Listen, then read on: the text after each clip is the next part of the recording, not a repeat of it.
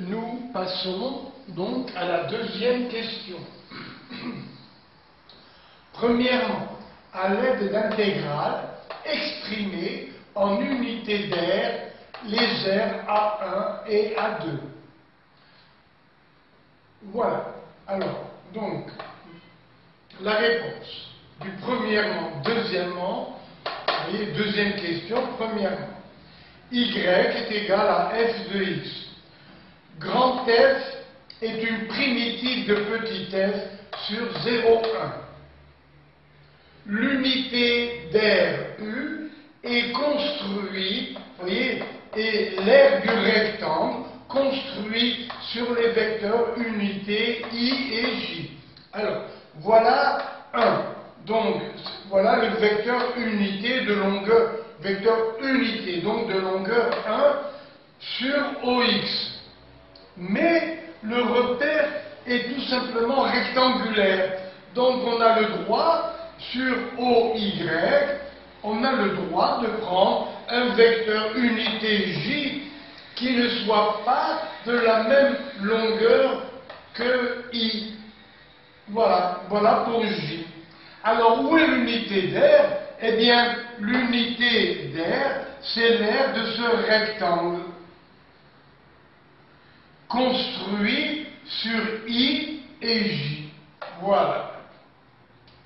Et maintenant, bien sûr, on nous demande d'exprimer avec des intégrales A1 et A2.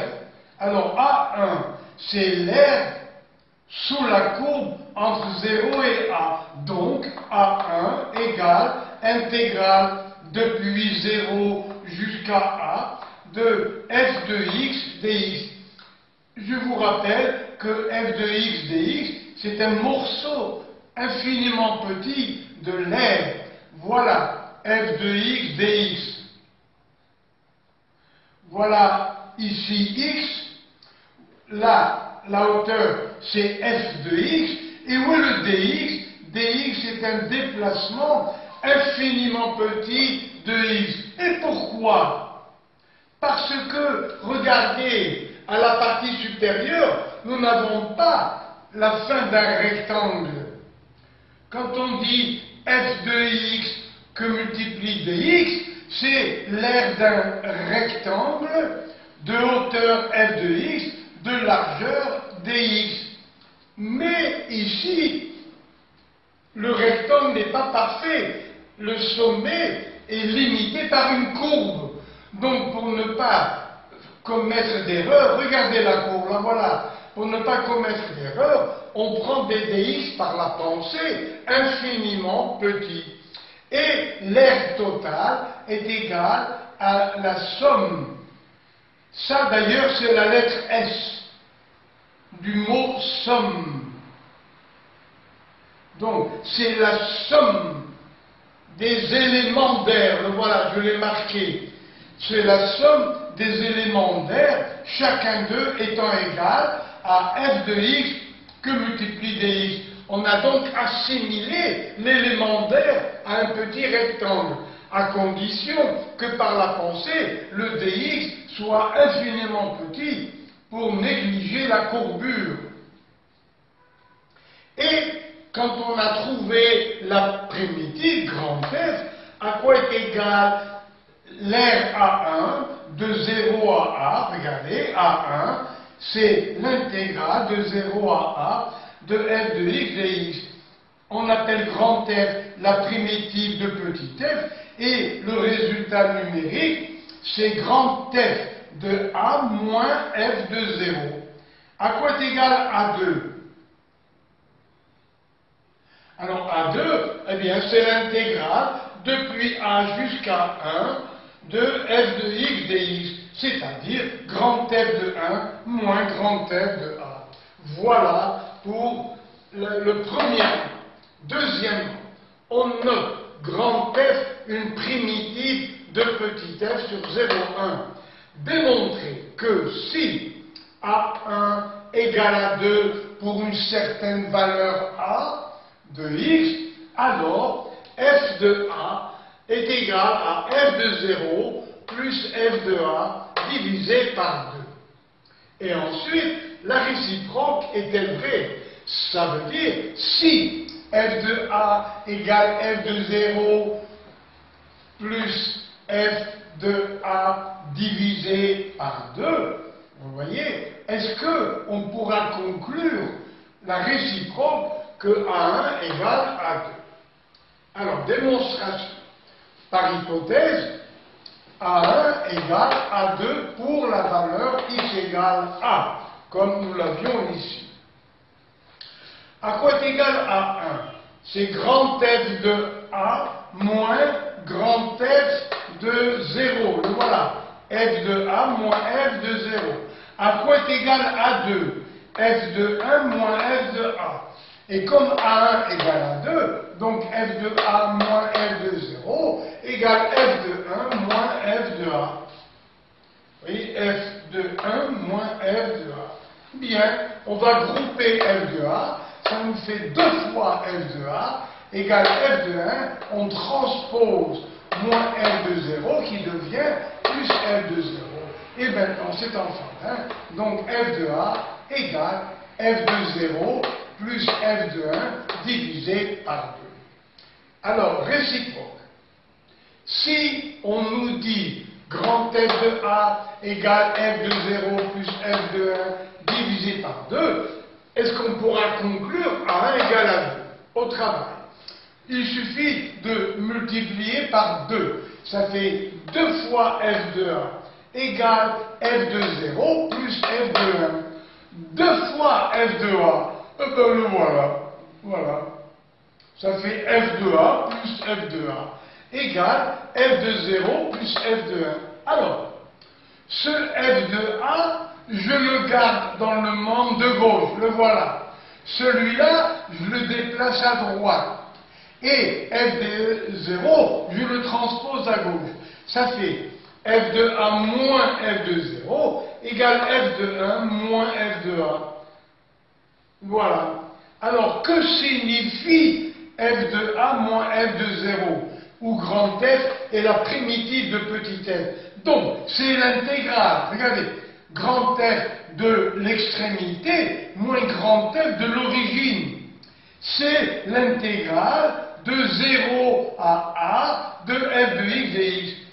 Que signifie f de 1 moins f de A? C'est l'intégrale, parce que grand F c'est une primitive. Petit f c'est sa dérivée. Alors donc, ici nous avons intégrale de A jusqu'à 1 de f de x dx.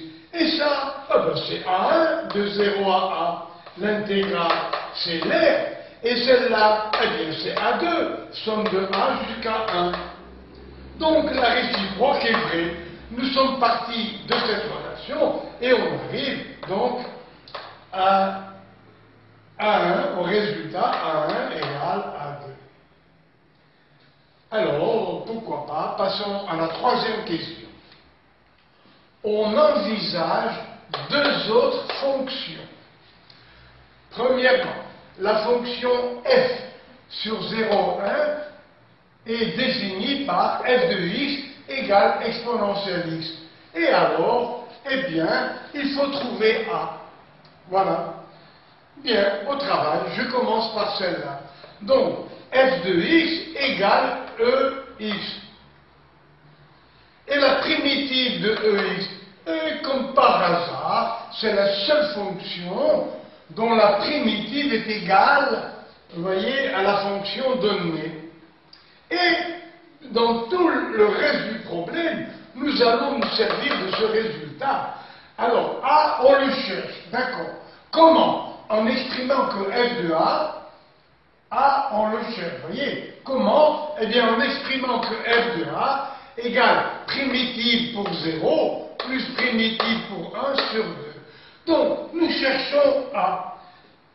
Par cette formule, regardez, f de A égale primitive, la voilà, pour 0.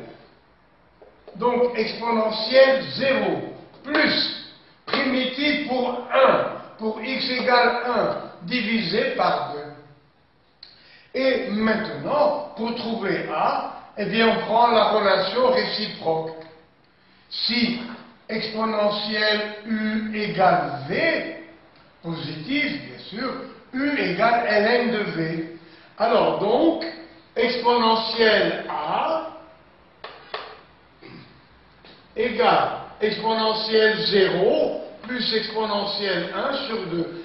Donc A égale ln de ce nom. Ln de exponentielle 0 c'est 1, plus exponentielle 1 ça fait E, et divisé par 2. J'étais un petit peu plus loin pour avoir une valeur numérique approchée. Ça nous donne, regardez, 1 plus E, E c'est 2 virgules, E égale 2,718, 2,818, etc., etc. Avec 2,7, on peut trouver une valeur approchée. Ça fait 1 plus 2,7 sur 2. Ça fait ln de 1 plus E, ça fait 1 plus 2,7, 3,7, moins ln de 2, qui vaut 1,69. J'ai arrondi à 0,7. Et tout calcul fait, on trouve A presque égal à 0,46. Bien sûr, un jour d'examen, on aurait pu s'arrêter là. Deuxième question, on change.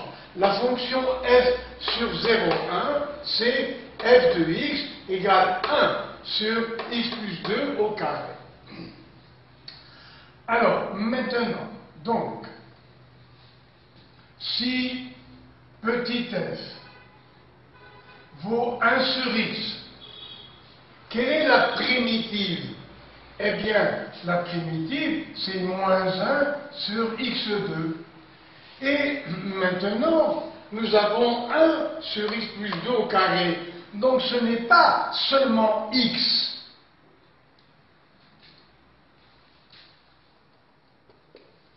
C'est x plus 2. Mais c'est pas grave. Pourquoi? Parce que si on pose u égale x plus 2,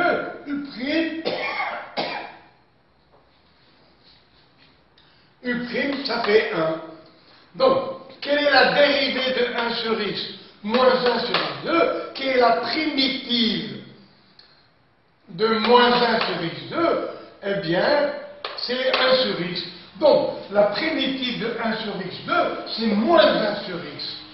Et, bien sûr, on aurait pu dire 1 sur u a pour dérivée moins u' sur u2. Mais, ici, u' égale à 1, donc ça ne change rien. Donc la primitive de u' sur x plus 2 au carré, c'est moins 1 sur x plus 2. Et maintenant, pour trouver a, grâce à la primitive, la voilà, on va appliquer encore cette formule.